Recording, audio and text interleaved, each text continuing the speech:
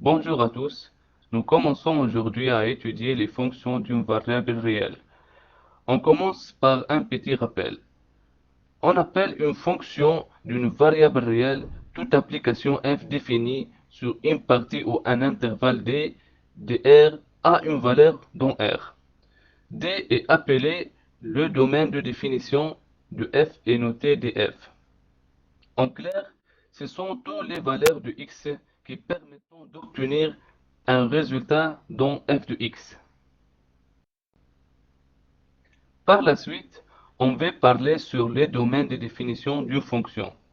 Alors, comment on peut déterminer ce domaine? Il y a 4 points que l'on peut déterminer les domaines de définition d'une fonction quelconque. On commence par le premier point. Pour une fonction avec une inconnue en dénominateur, les domaines de définition est l'ensemble des réels qui appartient à R, moins la valeur de x qui annule les dénominateurs. Si on a x moins 2 et en dénominateur, le domaine sera R moins la valeur de 2. Pour le deuxième point, pour une fonction avec une inconnue dans la racine, le domaine de définition est l'ensemble des réels qui appartient à R moins l'ensemble des valeurs de x qui donne une radicante négative. Pour une fonction qui est f de x égale la racine de x moins 1, donc le domaine sera de 1 jusqu'à plus l'infini.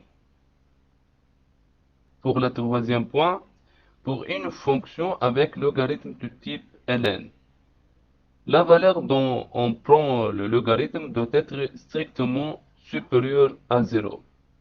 Par exemple, lorsqu'on a f de x égale ln de x plus 3, donc le domaine sera moins 3 plus l'infini. Et l'intervalle doit être ouvert de côté de 3.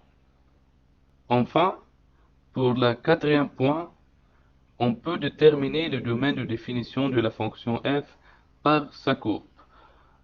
Pour cette courbe, il est clair que le domaine de définition de la fonction f est R sauf l'intervalle entre 4 et 5. Ensuite, on fait une partie des opérations sur les fonctions, soit f et g de fonctions. Lorsqu'on fait une addition, une multiplication, une division entre f et g, donc le nouveau domaine de définition est le domaine de f interdomaine de g.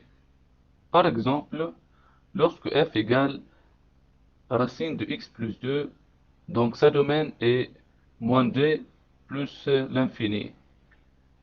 Et g de x égale 1 sur x moins 5. Donc sa domaine est tout R sauf la valeur de 5. On a h de x égale f de x fois g de x.